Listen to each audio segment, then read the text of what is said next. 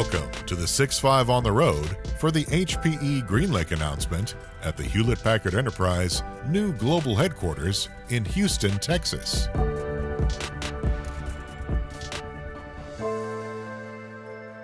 Keith White, welcome to 6-5 on the road, GreenLake live edition. So good to see you, my friend. You too, Daniel. Fantastic to be here, and thanks so much for having me as usual. I'm excited for our conversation. It's progress. We're doing some of these live in the studio, and that feels like progress given all that we've been through over the last few years. A little sad that we didn't get the chance to do this face to face, but I think that time is coming. Soon enough. Yeah, we actually had our first HPE event. It was an internal event in Anaheim with all of our GreenLake leaders, Pointnext leaders, 250 people, and it went really well. I think the biggest surprise that everyone had was how tall people were. Like they didn't realize sort of how tall or short they were, based on video. So it's going to be fun for people to get back together and meet each other face to face. Yeah, we actually met during the pandemic. Are you super tall? Yeah. No, not at all. 5'11". Oh, me too. Cool. So it's not going to be awkward. We'll see right eye to eye. No, that's good stuff. So listen, you guys have a lot going on, and I am really excited to have this conversation. I want to talk to you about the GreenLake business. Anyone that's been tracking my work has followed from basically the onset, and this is kind of rubber meets the road minute, because it was about 3 years ago that Antonio got on stage at Discover talking about moving the business to everything as a service, vision starting to come to life, brought you on to help lead the business during the COVID-19 pandemic. Every quarter, as I try to explain to the market what's going on with HPE, I always say, look at that as a service number. Don't just look at the big revenue number. Look at the as a service growth number, because that's where the company's focused. That's where the company's commitment has been. And this last quarter, just tremendous. Yeah, we were psyched. The reality is typically Q1 is a slow one, right? Because everyone's pulling things into Q4, wanting to end the quarter great. But we came out with a bang, 136% year-over-year growth. We added over 100 new customers. Well over $500 million, our first sort of $250 million $500 million in orders. And so now we're seeing, just significant momentum in the marketplace. It's just been fantastic. So yeah, exciting first quarter and strong momentum heading into Q2. And talk a little bit about that, Keith, because, I certainly as an analyst can ascertain where that momentum is coming from. We know hybrid cloud has become kind of the architecture of choice, which was the right bet. You guys made the right guess, the right bet, the right play. But what's really contributing to the momentum? Because it's not like you're the only game in town. No, I think it's a great question. And I think it's sort of threefold. One is, to your point, we're really focused on those mega trends. So hybrid cloud is here to stay. Everyone's looking for a hybrid solution. And to your point, we've made a strong bet to do that hybrid cloud with partners like Microsoft Azure, like Google Cloud and Google Anthos, as well as working closely with AWS. So we want to provide customers that integrated hybrid cloud experience. So I think that was one. Two is, we're really starting to get momentum in the marketplace around what we're doing with respect to providing that cloud experience to customers. I think that's what's differentiating us is, hey, we want things to be automated, self-serve, capacity available on demand, only paying for what we use, an open platform so we have flexibility. And then, of course, the idea that it's managed for you so you can take and get rid of those daily keep the lights on type tasks and really focus your critical resources on those value add scenarios. And then I think the third thing is we've really opened up the partner ecosystem. So I mentioned open platform, but to be able to run a wide variety of applications, now that we have a strong container platform, a strong VM platform, and a strong bare metal offering, it provides us the ability to run SAP or to run Nutanix or to run Citrix or to run Veeam in order to provide those real solutions to our customers. So we're excited about the focus that we've taken and what's now accelerating into just a fantastic business. Yeah, you mentioned a number of partnerships in there. You mentioned partnerships kind of up and down and across, right? You guys have made some moves horizontally, focusing on some, regulated industries where compliance is going to be hyper important, and creating some smart partnerships. Companies like Splunk that you announced some big partnerships with last year. You mentioned the hyperscalers, which you have varying degrees of partnership. And of course, those are very interesting because they're competing with you on some fronts. Everybody's kind of moving in the direction where they're not. So if they're public cloud, they all want to get more on-prem. All of the on-prem providers are trying to take a little bit more. But really, you guys are the right mix company, and I'll give you credit for that, right? You've done that right mix offering for a long time. And I like that kind of vernacular because I think when you really care about the customer, in the end, you're going to get that best outcome and you're going to get growth. But of course, you guys are going to have to compete fiercely and make those partnerships work. So let's start with the partnership thing, Keith. Early on, you came on, you're a synergy guy. Everybody's seen kind of 1 + 1 = 3. That's your partner philosophy. Yep, that's right. How is that evolving? How is that going? You mentioned a few, but like really let's get beneath that a little bit. How is the partner model going? Are you seeing that synergy? No, I think it's a great question because it's pretty easy to say, hey, the partner's stuff runs on our platform. That's one thing. But what we're seeing now is we're actually going into customers together. So it's selling through and with our ecosystem arm in arm. So joint account calls, joint account solutions. And you look at someone like a Nutanix, where we've now become the majority of their business on top of some of our competitors. Or you look at an Azure Stack scenario that we're out now announcing the full integrated platform with Azure Stack so customers can use that in a hybrid scenario. I mentioned all the Veeams of the world, if you will, Scality, Cumulo, a lot of additional sort of storage capabilities.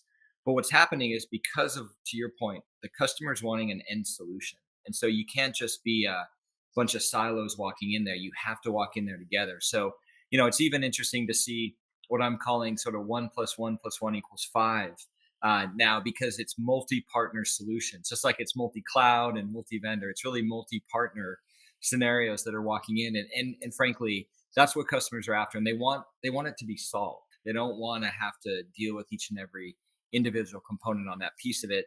And this is where our advisory and professional services, along with our solution ecosystem, comes into play to come in and deliver that for our customers in a very effective way. So we're excited about getting an ecosystem behind us, which I think has really driven that forward. Yeah, I think the right partnerships is certainly an important aspect. I think having the right mix of services, because this on-prem cloud concept, right? It really does come down to being able to deliver a subset of services that look a lot like the public cloud. That's right. And so, we're seeing a number of companies enter this space, and we all kind of know how the story, materialized, right? It started off with an Amazon having one service for storage, for instance, and then we're going to add networking, and then we're going to add compute, and you guys have really been through that. I use the word provenance or pedigree quite a bit when I talk about it, because this has been evolving over quite some time, and the crawl charts that show the evolution of your products and services on GreenLake are pretty impressive. That so you mentioned a lot of them. That has to be weighing in terms of getting that adoption, getting that critical mass, growing that order book, all those things. Because now companies are coming to you and saying, okay, we really can't have an on-prem cloud. It's not about a storage solution, or it's not just about getting some compute resources. It's about being able to have the whole mix of services, containers, a control plane that's central, being able to spin up workloads seamlessly. That's what the customer engagement right now is all about. But I have to imagine that you're literally in real time watching the customer engagement strategy evolve in how you're attracting, winning, keeping, elating customers into being your partners. So how are you seeing that evolve, in the time that you've been here? No, that's a great question. And, in essence, we're seeing a 96% retention rate for GreenLake. So once people are on GreenLake, they're seeing the value. And then frankly, 80+% of our pipeline is of existing customers expanding their usage or going to that next workload or next solution, if you will. So you look at someone like Danfoss, large manufacturer out in Denmark, who basically focused on SAP originally. And so once we could run that tier 1 workload, they said, well, hey, can you run our private cloud? Can you run our networking architecture? And now they're talking to us about high performance computing. And again, this allows us to really take over a lot of that running in the day-to-day scenarios, and then move forward with the solutions that they want to go to help solve their sustainability challenges, their customer issues, if you will.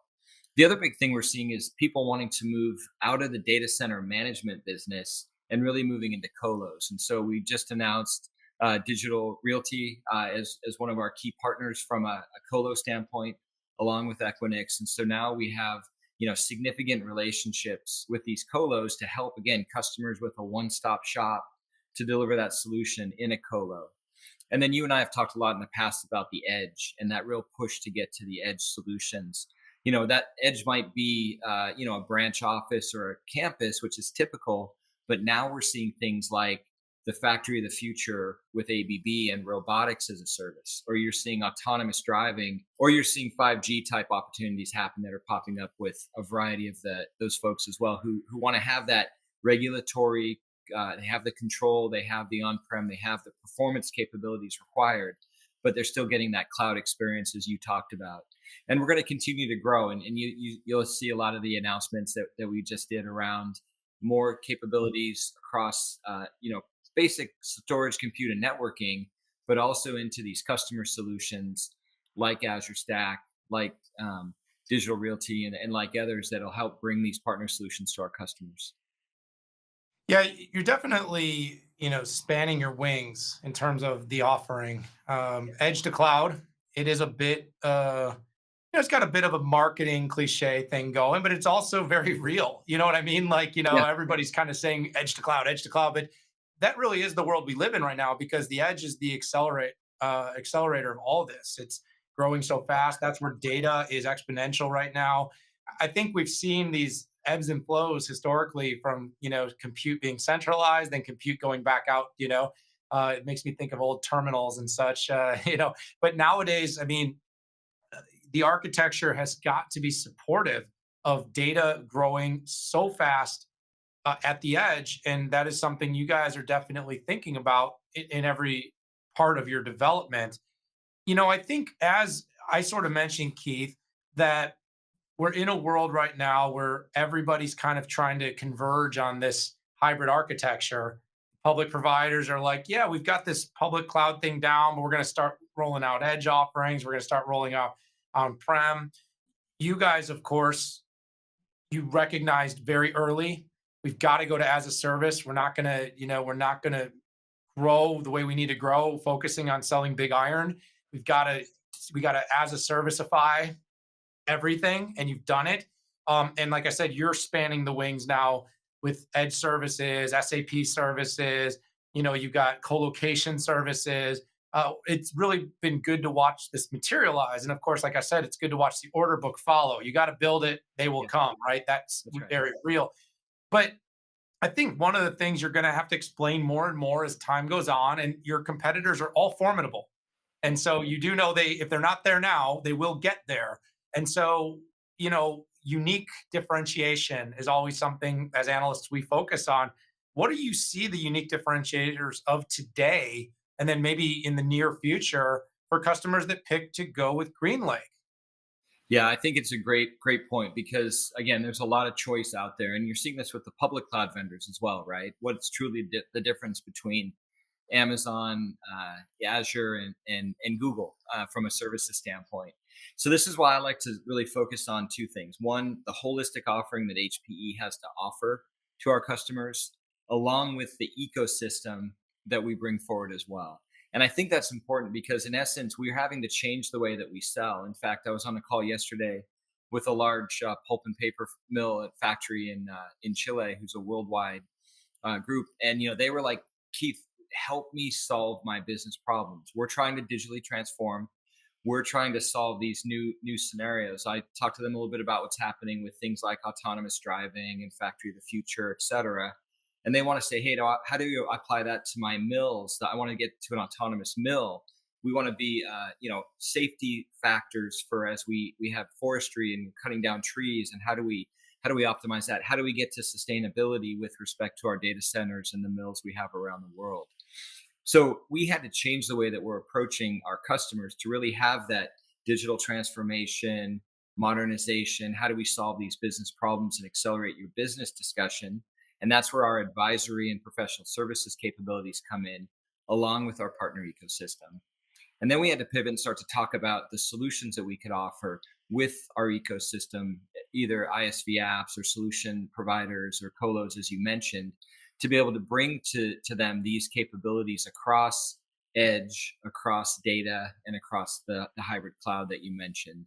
And then you look at what we have with our HPE Financial Services and the ability to actually help fund that transformation by buying back capabilities, as well as the sustainability with asset management that they can start to address their sustainability challenges that they have in place. And you sort of, and then at the end of the day, we're then managing all that for them. So we have our GreenLake Managed Services that says, hey, we can manage and pick up a lot of that day-to-day capabilities. And so when you look at that holistic package, that's truly differentiated. People might have different components of it. And you mentioned edge to cloud, but when you look at what we've done with Aruba down to the access point networking connectivity piece, all the way up to Cray and what we can do with our supercomputers, our analytics, our high performance compute capabilities. I mean, that's edge to cloud in its holistic sense. And so I think Antonio's done a really nice job of really looking at our portfolio, getting the platform in place, which you heard a lot about today, and you'll continue to hear more about. And then looking at the holistic capabilities of HPE and the ecosystem to bring that differentiation to our customers. And that's why people are engaging with us, because we can help them solve those problems. We can do a lot of the work for them. We can experts from our ecosystem to help fulfill specific areas. And we're doing that in a way that, like you said, with the public cloud, so that they're a partner and we're providing that hybrid solution, or with someone might think of us as a competitor. Maybe that's a third party that we need to plug in, that maybe we have a similar container platform like Esmeralda, but we're finding that OpenShift is actually better for this customer in this scenario. So we're going to continue to make sure that we've got an open platform and we're solving those customers' problems. And that's when the order book, continues to expand, and our customers are seeing the benefit to say, okay, well, what's the next problem? What's the next solution? What's the next workload? And how do we continue momentum there? So it's exciting. And again, the Nutanix of the world, the Veeams of the world, the SAPs of the world, the Digital Realties of the world, everyone's, jumping on board to help us with that solution.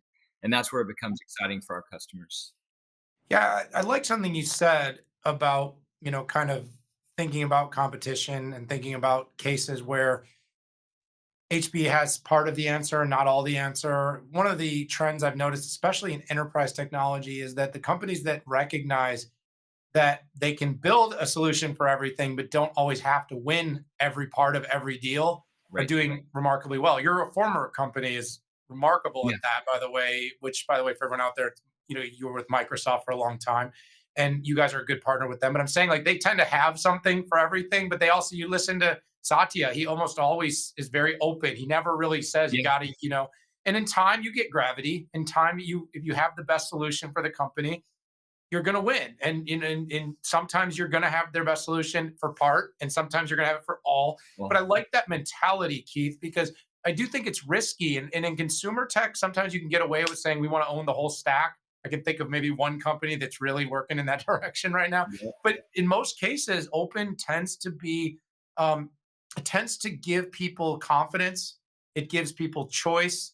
People love to choose to buy. People hate to be sold. We all know how that goes. And you guys are a customer-centric organization, which sort of takes me to the last question I want to ask you is, you're sitting down with many partners and customers, and as you're talking to these enterprises and they're trying to maximize the opportunities with their data, they're trying to build an architecture that's scalable. They're trying to remove latency from decision making, especially at the edge. They're trying to implement AI and ML at scale. Yep. Just lots of things, right? Security. They want to secure their networks.